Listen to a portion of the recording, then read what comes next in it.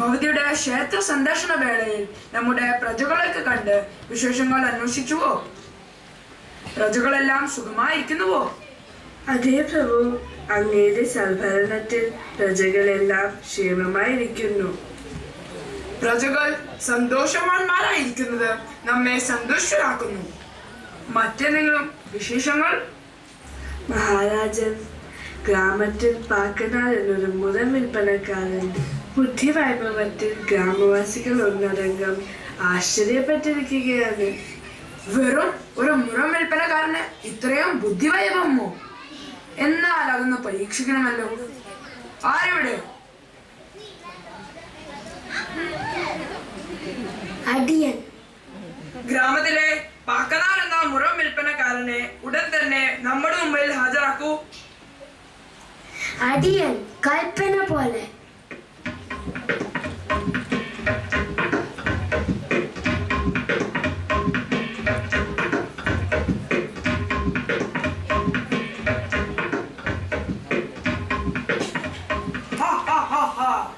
ഈ മുറം വിൽപ്പനക്കാരനാണോ ഇത്രയും വലിയ ബുദ്ധിമാൻ?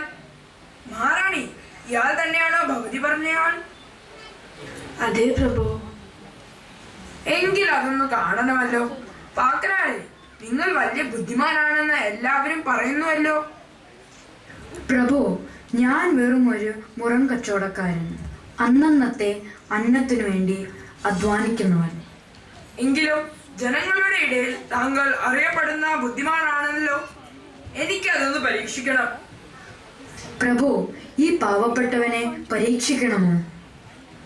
വേണം. കൊട്ടാരത്തിന് ഇടതുവശത്തായി കിടക്കുന്ന തരിശുഭൂമി 2 ദിവസത്തിനുള്ളിൽ വിലയോഗ്യമാക്കി എടുക്കണം. ഈ ഉദ്യമത്തിൽ വിജയിക്കുകയാണെങ്കിൽ നാം തക്കതായ പാരിതോഷികം നൽകുന്നതായിരിക്കും. അപ്പോൾ പരാജയപ്പെട്ടാലോ പ്രഭു? പരാജയപ്പെടുകയാണെങ്കിൽ തല മൊട്ടയടിച്ച് മണ്ടണെന്ന് നെറ്റിയിൽ എഴുതി ഒട്ടിച്ച് കഴുത പുറത്തിരുത്തി രാജ്യം തെറ്റിക്കും. എന്താ പാക്കനാരെ, വെല്ലുവിളി ഏറ്റെടുക്കാൻ തയ്യാറാണോ? അയ്യോ, നമ്മൾക്കിത് വേണ്ട. വേണം. ഈ രാജ്യത്തെ ജനങ്ങൾക്ക് വേണ്ടി നമുക്ക് ഈ വെല്ലുവിളി ഏറ്റെടുക്കണം. ഈ തരിശുഭൂമി വിലയോഗ്യമാക്കിയാൽ നമ്മുടെ നാട് ധാന്യ സമൃദ്ധമാകും, ദാരിദ്ര്യം കുറയും. പ്രഭു, ഈ വെല്ലുവിളി ഏറ്റെടുക്കാൻ ഞാൻ തയ്യാറാണ്. സബാഷ്! എങ്കിൽ നാം 2 ദിവസത്തിനുള്ളിൽ ആ ഭൂമി സന്ദർശിക്കുന്നതാണ്. ശരി മഹാരാജൻ.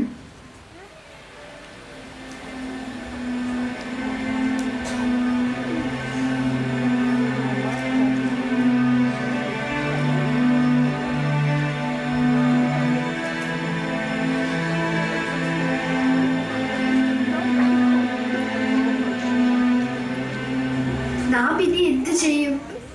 നമ്മളെ കൊണ്ട് സാധ്യമായ കാര്യമാണോ ഇത്? നീ പേടിക്കാതിരിക്കൂ, നമുക്ക് എന്തെങ്കിലും വഴി കണ്ടെത്താം.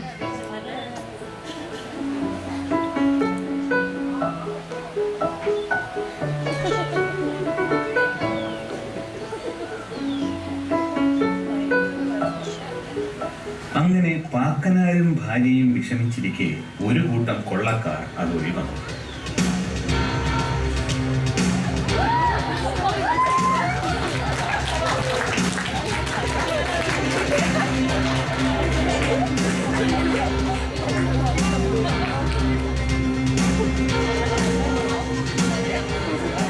ഇതേതായി മണ്ടൻ പാലപ്പുറത്ത് കൃഷി ചെയ്യാൻ ഇറങ്ങിയതാണോ? ഇവന് നമ്മളെ പോലെ മാന്യമായി കൊള്ളയടിച്ച് ജീവിച്ചുകൂടെ?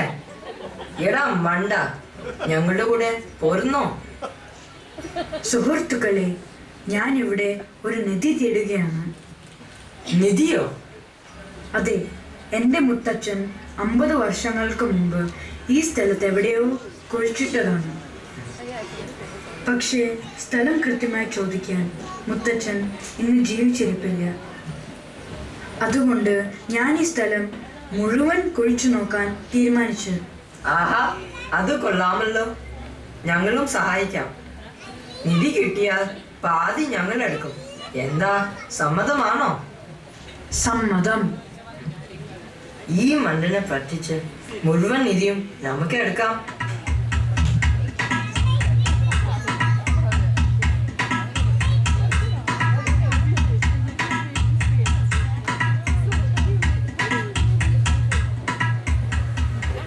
അങ്ങനെ വെറും 2 ദിവസത്തിനുള്ളിൽ കള്ളന്മാർ മുഴുവൻ ഭൂമിയും ഉഴുതുമറിച്ചു.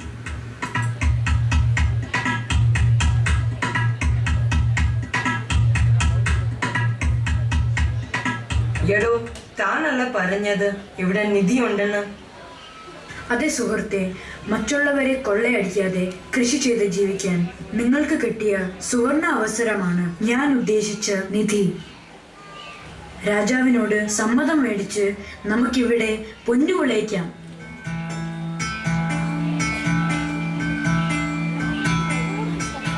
പാക്കനാരെ, തങ്ങളുടെ ബുദ്ധി അപാരം തന്നെ.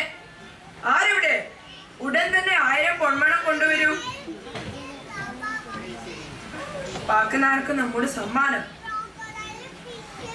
അടിയന് സമ്മാനമൊന്നും വേണ്ട പ്രഭു. ഈ രാജ്യത്തെ പട്ടിണി മാറ്റാനാണ് ഞാൻ ഈ വെല്ലുവിളി ഏറ്റെടുത്തത്.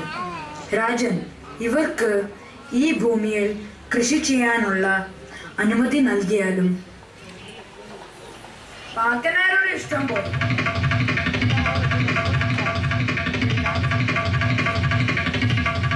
പാക്കനാരുടെ കഥകൾ ഇനിയും ഏറെയുണ്ട്. മലയാള ഐതിഹ്യങ്ങളിലെ നന്മയുടെ മൂർത്തിമത് ഭാവമാണ് പാക്കനാർ. കഥകൾ നഷ്ടപ്പെടുന്ന പുതുതലമുറയ്ക്ക് ഒരു ചെറിയ കൈത്തിരി നാളമാകട്ടെ ഈ ലഘുനാടകം.